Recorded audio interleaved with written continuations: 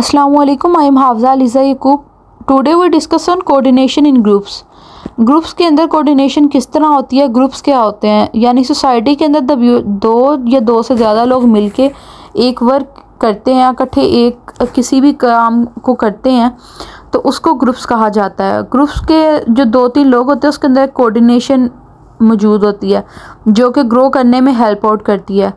अब ये देखना कि ग्रुप जो होते हैं उनकी कॉपरेशन किस तरह की होती है और उनमें कन्फ्लिक्ट क्यों आते हैं। जब दो या दो से ज़्यादा लोगों की साइकी एक तरह से मिल रही होती है, उनका मेंटल लेवल एक जैसा होता है और उनका आपस में स्ट्रॉन्ग बॉन्ड होता है, स्ट्रॉन्ग कोऑर्डिनेशन होती है, गुड कम्युनिकेशन होती है, तो उनके दरमियान में कोऑपरेशन होती है, वो आपस में कोऑपरेट करते हैं और एक दूसरे के साथ मिल के चलते हैं और गोल को इकट्ठा अचीव करते हैं। लेकिन अगर वही जो ग्रुप के लोग हैं उनके दरमियान में कोई इख्तलाफ आ जाए और वो एक दूसरे के साथ एग्री ना कर रहे हो, उनका कल्चर सेम ना हो या बाइसनेस आ रही हो, तो उनके दरमियान में कन्फ्लिक्ट आ जाते हैं जो कि उन्हें गोल अचीव करने में सक्सेसफुल नहीं होने देते। The way in which group members synchronize their action in order to complete successfully the group task is referred to as group coordination। यानी कि ग्रुप के जो मेंबर्स होते हैं वो एक दूसरे के साथ उनकी कोऑर्डिनेशन अच्छी होती है और वो मिल के टास्क को कंप्लीट करने के ऊपर वर्क करते हैं। In other word, group coordination involves who among the members does what as well as when, where and how they complete their designated task. यानी ग्रुप के अंदर एक जो टास्क होता है उसको ग्रुप के डिफरेंट मेंबर्स जो होते हैं वो आपस में तकसीम कर लेते हैं और उनकी ग्रुप एफिलिएशन की वजह से क्या होता है कि जो आपस में जब वो मिल के काम करते हैं तो दूसरे लोगों को देख के मोटिवेट होते हैं और वो ज़्यादा शौक़ से अपने वर्क को करते हैं। लेकिन इसके अंदर जो होती हैं कुछ कॉन्फ्लिक्ट्स भी आ जाते हैं, जैसे कि सोशल लोफिंग के एक इंडिविजुअल जो है वो ज़्यादा वर्क कर रहा है और दूसरा जो है वो ज़्यादा वर्क नहीं कर रहा, उसके हिस्से का वर्क भी कोई और कर रहा है। लेकिन अगर सारे मिलके अब टास्क को डिवाइड कर लें और कोऑर्डिनेट करके वर्क करें तो वो टास्क को जल्दी कंप्लीट कर लेते हैं।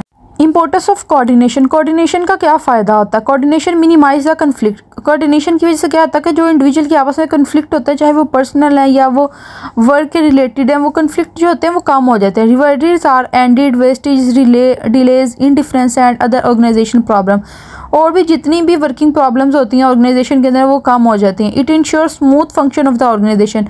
जो एक ऑर्गेनाइजेशन होती है वो स्मूथली रन करने लग जाती है, स्मूथली उसके अंदर सारे वर्क करने लग जाते हैं और गोल को अचीव करने में आसानी हो जाती है। Hence with the help of coordination and organisation can fulfil its objective promptly. यानी जब एक जो इंडिविजुअल होते हैं उनके दरमियान में जो कोऑपरेशन हो जाती है तो उसकी वजह से क्या होता है कि तमाम लोग जो होते हैं उनके दरमियान अच्छी अंडरस्टैंडिंग पैदा हो जाती है और गोल जो होता है वो ईजिली अचीव हो जाता है। Types of coordination, the two primary types of coordination are internal coordination और एक्सटर्नल कोऑर्डिनेशन। अब इंटरनल कोऑर्डिनेशन क्या होती है कि जो एम्प्लॉयज़ होते हैं, जो डिपार्टमेंट होता है उसके जो एम्प्लॉयज़ होते हैं उनकी आपस में बहुत ज़्यादा अंडरस्टैंडिंग होती है, बहुत ज़्यादा स्ट्रॉन्ग रिलेशनशिप होता है। एक्सटर्नल कोऑर्डिनेशन क्या होता है कि जो एम्प्लॉय है उसका बाहर वाला जो आउटसाइडर पर्सन है उसके साथ किस तरह का रिलेशन है। यानी कि टू ग्रुप्स हैं, एक ग्रुप के अंदर जो तमाम मेंबर्स हैं उनका आपस में कोऑर्डिनेशन किस तरह का है उसे इंटरनल कोऑर्डिनेशन कहते हैं, और एक ग्रुप मेंबर का दूसरे ग्रुप मेंबर के साथ किस तरह का कोऑर्डिनेशन है उसे एक्सटर्नल कोऑर्डिनेशन कहा जाता है। Function of coordination. Coordination is a function of management which ensure that different departments and groups work in sync. Therefore, there is unity of acting among the employees, group and department. It also brings harmony in carrying out the different tasks and activities to achieve the organization objectives efficiently. यानी कि coordination के function क्या होते हैं कि employees और जो groups होते हैं वो मिल के वर्क करते हैं और गोल को अचीव करते हैं और उनके दरमियान में एक स्ट्रॉन्ग कोऑर्डिनेशन पैदा होती है। डिफरेंट डिपार्टमेंट्स और जो ग्रुप होते हैं वो मिल के यूनिटी उनके दरमियान में होती है और वो इस तरह इकट्ठे होकर वर्क करते हैं। करैक्टरिस्टिक ऑफ कोऑर्डिनेशन, कोऑर्डिनेशन से क्या होता है कि तमाम लोगों के दरमियान में एक यूनिटी आ जाती है, वो आपस में मुत्तहिद हो जाते हैं। उनकी एक जो परपेचुअल प्रोसेस होता है वो इनकी परसेप्शन एक होती है, वो उनकी कोऑर्डिनेशन जो होती है वो मैच हो रही होती है और वो आपस में मिल के वर्क करते हैं। Coordination is an obligation of all the fellow manager. Coordination होती क्या है कि तमाम जो आपस में लोग हैं उन सब ने एक दूसरे की ऑब्लिगेट करना होता है, उनका एहतराम करके एक दूसरे की जो राय होती है उसको मानना होता है। Fundamentally coordination is about shared power among organisations that are working together to achieve common goal. यानी तमाम लोग मिलके टुगेदर होकर वर्क करते हैं और कॉमन गोल, एक गोल को अचीव करते हैं। जब ज़्यादा लोग मिलके एक गोल के ऊपर वर्क करते हैं तो उससे क्या होता है कि उनका टाइम भी कम लगता है, उनकी एनर्जी भी कम लगती है और वो आपस में उनकी कोऑर्डिनेशन और उनकी बॉन्डिंग भी ज़्यादा हो जाती है। टिपिकली द नेसेसरी प्रक्रिया to shared power are share respect and share objective. उनके दरमियान में एक शेयर ऑब्जेक्टिव और एक शेयर रिस्पेक्ट जो होती है वो एलिमेंट भी प्रोड्यूस हो जाता है। Cooperation versus conflict. According to sociologists, collaboration among when two or more people coordinate their action to achieve a common goal. Cooperation क्या होती है? जब दो या दो से ज़्यादा लोग मिलके एक गोल के ऊपर वर्क करते हैं। On the other hand, there is conflict when one party tries to stop the progress of another. Conflict क्या होता है कि जब उनकी दो ग्रुप्स के आपस में नहीं बन रही है, वो एक दूसरे को जो है वो पीछे कर रहे हैं कि दूसरा जो है वो कामयाब ना हो उसके, मेरा टास्क उससे पहले कंप्लीट हो, उसके आपस में जो है वो कंपटीशन पैदा हो जाता है, उसको कॉन्फ्लिक्ट कहा जाता है। अब जब एक ग्रुप जो होता है वो कोऑपरेट करके चल रहा होता है तो उनके दरमियान में एक स्ट्रॉन्ग बॉन्डिंग होती है, सोशल एफिलिएशन पैदा होती है। सोशल एफिलिएशन की वजह से वो तमाम लोग एक दूसरे को मोटिवेट कर रहे होते हैं। अगर एक काम एक पर्सन से नहीं हो रहा तो दूसरा पर्सन वो काम कर रहा है। एक टास्क को लेकर उनको जो लगता है कि जो इंडिविजुअल जितना अहल है, जिसके लिए जितनी कैपेबिलिटी जो उनसे टास्क करने की है, वो टास्क को इस हिसाब से डिवाइड कर लेते हैं और आपस में मिलकर वर्क करते हैं। इसके बरक्स उनके दरमियान में अब डिफरेंट कन्फ्लिक्ट्स आ जाते हैं, यानी कि सोशल लॉफिंग आ जाती है। सोशल लॉफिंग में क्या होता है कि एक जो इंडिविजुअल है वो अपना वर्क नहीं कर रहा, वो चाह रहा है कि हम ग्रुप में है तो मेरा वर्क कोई और कर दे, तो बाज़ औक़ात तो दूसरा जो है वो वर्क कर देता, लेकिन बाज़ औक़ात उसको करना अच्छा नहीं लगता होता, जिसकी वजह से उनके दरमियान कन्फ्लिक्ट आ जाते हैं और जो ग्रुप होता है, जो एक बॉन्डिंग होती है, जो एक कॉपरेशन होती है, वो ब्रेक डाउन हो जाती है। Cooperation in social group. Social cooperation in sociology is the process in which two or more individuals work together to accomplish a shared goal. यानी कि वो एक शेयर्ड गोल लेते हैं और यानी कि हर एक का जो गोल का एक पर्पस होता है उसके ऊपर वो तमाम लोग जो होते हैं वो मिलकर टुगेदर होकर वर्क करना शुरू कर देते हैं। Social cooperation can be direct meaning individual work together to accomplish a shared goal और indirect meaning individual work separately to accomplish a shared goal. यानी कि अगर वो सेपरेट भी उन्होंने वो एक ही टास्क करना है और उन्होंने मिलके भी एक ही टास्क करना है तो उससे क्या होता है वो कॉपरेट करके टुगेदर होके वो एक गोल को अचीव कर लेते हैं। Conflict in social group conflict occur between two or more different group. This conflict commonly happen when the two groups are fighting and working toward the same goal. This can create contact and tension between the group. अब conflict किस तरह आ जाता है social groups के दरमियान, यानी कि दो ग्रुप्स हैं, उन्होंने एक ही गोल को अचीव करना है, यानी वो दोनों कुकिंग का कंपटीशन कर रहे हैं और उनमें से हर एक की ये दोनों की ये कोशिश है कि मैंने जो है वो मैंने कम्पीट करना है, मैंने फर्स्ट आना है। अब दोनों जो है वो आपस में उनके दरमियान में कन्फ्लिक्ट आ जाएगा, एक दूसरे को वो हराने की कोशिश करेंगे और एक दूसरे के काम को ख़राब करना शुरू कर देंगे ताकि दूसरा ग्रुप जो है वो विन कर जाए। इसको जो है सोशल ग्रुप्स के अंदर इस तरह कन्फ्लिक्ट आ जाते हैं। टाइप्स ऑफ कॉपरेशन या कॉपरेटिव कॉपरेशन की किस तरह टाइप्स आती है, यानी कि एक ऑर्गेनाइजेशन के अंदर कोई वर्क कर रहा है तो जो कंज्यूमर होते हैं वो भी कॉपरेट कर रहे होते हैं, यानी जो कस्टमर है वो एक कस्टमर किसी प्रोडक्ट को यूज़ करता है वो आगे बताता है तो वो कॉपरेट करके वो सारे एक प्रोडक्ट को यूज़ कर रहे होते हैं। वर्कर जो होते हैं वो कॉपरेट करके वर्क कर रहे होते हैं। हाउसिंग कॉपरेटिव इस तरह होता है कि एक घर के अंदर जो काम है सारे लोगों से मिल के कर रहे होते हैं। फाइनेंशियल कॉपरेटिव इस तरह होता है कि एक जो तमाम लोग मिल के फाइनेंशली जो है वो घर को चला रहे होते हैं। मल्टी स्टेक होल्डर कॉपरेटिव, यानी एक प्रोडक्ट के ऊपर पैसा इन्वेस्ट करना है तो डिफरेंट जो स्टेक होल्डर हैं, शेयर होल्डर है, वो जो डिफरेंट शेयर होल्डर है वो मिलके वर्क कर रहे होते हैं। इनके दरमियान में एक कॉपरेशन जो होती है वो मौजूद होती है। तमाम लोग जो होते हैं वो अगर एक ग्रुप बनता है उसके अंदर जो होते हैं डिफरेंट मेंबर जो होते हैं वो मिलके एक शेयर गोल के ऊपर वर्क कर रहे होते हैं, यानी उनका एक ही गोल होता है और उसको वो आपस में डिवाइड कर लेते हैं, शेयर कर लेते हैं और उसके ऊपर वो वर्किंग करके गोल को अचीव कर लेते हैं।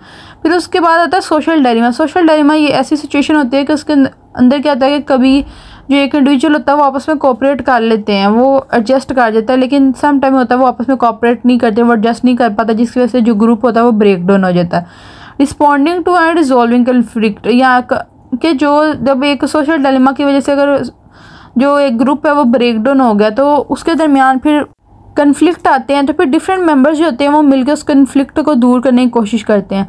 सुपर कोऑर्डिनेट गोल ये होता है कि ये एक गोल होता है जिससे सारे लोगों की कोशिश होती है कि हम इस गोल तक अचीव करें, तो तमाम लोग मिलके एक टीम बनाते हैं और मिलके उनके दरमियान में एक अंडरस्टैंडिंग पैदा होती है और वो तमाम लोग मिलके एक शेयर गोल को अचीव कर लेते हैं।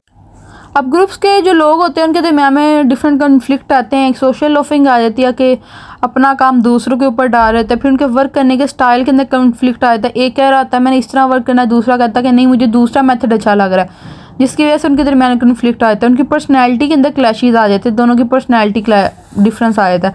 लीडरशिप क्लैशेस आए थे। एक जो होता है वो खुद को डोमिनेट कर रहा था, दूसरा जो होता है वो सप्रेस हो रहा था और वो कहता है कि ये डोमिनेट क्यों हो रहा है, जिनकी वजह से कन्फ्लिक्ट आ जाते हैं। टास्क बेस्ड कन्फ्लिक्ट आए थे जिसके अंदर एक इंडिविजुअल कह रहा था कि मुझे टास्क जो है वो मुश्किल मिला है, दूसरे को जो टास्क मिला वो उसको आसान मिला, या एक कह रहा था कि मुझे उतने इंसेंटिव नहीं मिले, दूसरा काम कम कर रहा है और उसको उसके बदले में ज़्यादा पैसे दिए जा रहे हैं। इस तरह जो ग्रुप में इंडिविजुअल होते हैं उनके आपस में कन्फ्लिक्ट हो जाते हैं। कॉन्फ्लिक्ट के जो काजेज़ होते हैं, जो रीज़न होती है वो ये होती है कि रिसोर्सेज जो होती हैं वो लिमिट हो जाती हैं, इतनी ज़्यादा रिसोर्सेज अवेलेबल नहीं होती, कम्युनिकेशन स्टाइल नहीं अच्छा होता, पर्सनैलिटी डिफरेंस होते हैं उनके, और ऑर्गेनाइजेशन स्ट्रक्चर जो होता है वो अच्छा नहीं होता, जो एक ग्रुप को चलाने वाला लीडर मौजूद नहीं होता, इसलिए जो इंडिविजुअल होते हैं वो आपस में एक दूसरे के साथ कन्फ्लिक्ट का शिकार हो जाते हैं, उनके दिमाग कॉपरेट एक बॉन्डिंग पैदा नहीं होती, वो एक दूसरे के ऊपर इल्ज़ाम तराशी शुरू करते हैं और एक दूसरे को दबाना शुरू कर देते हैं।